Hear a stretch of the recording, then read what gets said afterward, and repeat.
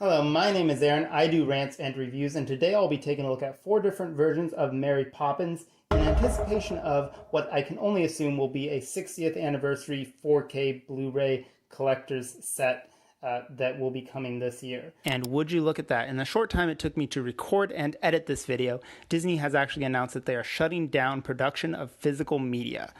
They're actually handing it over to Sony. So Sony, through a partnership with Disney, is going to handle physical media production moving forward, and that is a twist I was not anticipating. So who knows what that means for our 60th anniversary Mary Poppins 4K set. So over here we've got the Broadway soundtrack, the special edition soundtrack, the 40th anniversary edition, and the 50th anniversary edition. And we'll take a look at the least exciting one probably first and work our way up. So this right here is the original London cast recording, obviously from the stage play version of the movie. It's got 21 tracks on it, and I'm not particularly attached to the stage play, so I'm probably not going to be hanging on to this. I just picked these all up together in a lot, but it's still a fun thing to have. I've, of course, added it to my iTunes library because I still use iTunes. Now over here we have the 2-disc special edition soundtrack. It's got the same artwork as the 40th anniversary edition, which is interesting because it just says special edition and not 40th anniversary edition, even though they're clearly meant to tie in. But I guess maybe they just wanted to pick a different name so that you wouldn't get confused when trying to look up the soundtrack versus the movie. But anyway, I like this artwork. It's very minimalistic, and I feel like it's the appropriate amount of magicalness. The same artwork is on this cover right here. Unfortunately, it's been ruined by multiple promotional stickers, which I know there's ways to get these off. I just haven't gotten around to that yet. Maybe I will, maybe I won't. It's always a risk of damaging the slipcase. But I really like this cover. It's minimal and it's magical. You do get 2 discs. This is a plastic and cardboard combo case here. So you get those discs right there. The first one is the original movie soundtrack. It contains 28 tracks, and 10 of them are brand new to this soundtrack, and 4 of them are kind of extended versions. And if you notice, the runtime is actually 1 hour 19 minutes, which is almost exactly half of the movie's runtime, which means that half of the movie is music. So definitely a musical, and a good one at that.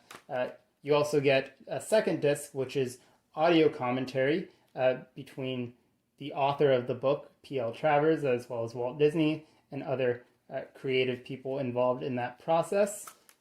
And you get the lyrics as well, which I think is pretty cool.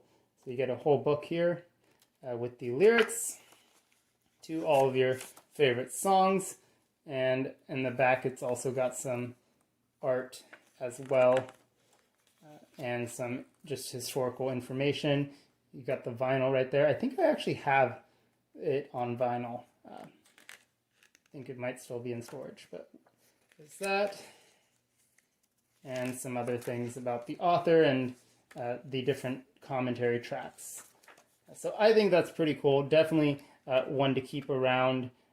I've also added this to iTunes, but this one I will be keeping the physical copy around just because I do like the presentation and I do enjoy physical media. And this is having trouble going back. There we go. So there's that. Over here, we have the 40th anniversary DVD. It has one of those covers that opens, like several Disney DVDs in the mid-2000s. So you've got that fold out there. Special features listed on the back. And let's take a peek inside. Now this has obviously a ton of special features. It's 2 discs. So you get those 2 right there. In one of these nice quality DVD cases, not those newer eco boxes that they make these days. So that's good. It's kind of a shame that newer collector's editions come in ridiculously cheap cases. We get some promo material. Princess Diaries, another fantastic movie. Oh, yes, that was the second one. But and here's a fold out. I always like these fold outs. I'll throw a scan up there on the screen because it just tells you where to go in the menus. And DVD menus are something I miss, which is another reason that I like keeping physical media around. Even though some of these special features did get transferred over to the digital version, it's still something nice about the physical media. And last but not least here, we have the 50th anniversary edition. And again, kind of going with that minimalist cover. That's actually something that they replicated in the digital version. So I'm sure that'll change down the line, but right now it's the same. And I like it. It's a good cover. Unfortunately, there's no slipcase for this version. I don't think it came with one. And if you look at it inside, it's not. It's just not super thrilling. You just get these blank discs. They're very unsatisfying, especially when you compare that to the pictures that we got on the 40th anniversary. So just incredibly lackluster, even though it has a nice cover. This is kind of a sad 50th anniversary outing, if I do say so myself. And again, like I mentioned, some of the special features are available on digital, but I do still think that there's a few of them that are trapped in time. And I also don't think none of the digital versions have audio commentary, so if you want the audio commentary, you will need the disc version.